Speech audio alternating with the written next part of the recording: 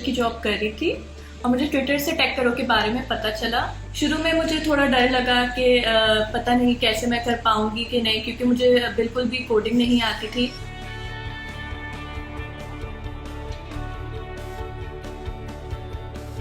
हम ख़वातीन को कोडिंग, डिजिटल मार्केटिंग और डिज़ाइन के कोर्सेज ऑनलाइन फराहम करते हैं ताकि वो अपने घर बैठकर डिजिटल स्किल्स सीख सकें।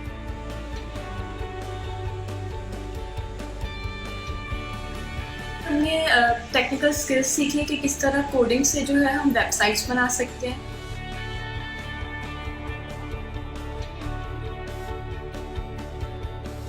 नॉन कंप्यूटर साइंस लड़कियों को कोडिंग और डिजिटल स्किल्स की तालीम देना एक वाकई चैलेंजिंग काम है।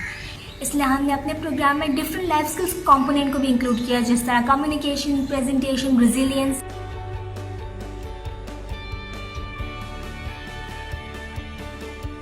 हर औरत और हर लड़की को टेक्नोलॉजी और डिजिटल स्किल्स सीखनी चाहिए। हमारे 30% स्टूडेंट्स नौजवान मर्द हैं ताकि मर्द और औरत एक दूसरे के साथ सीखें, एक दूसरे को सपोर्ट करें।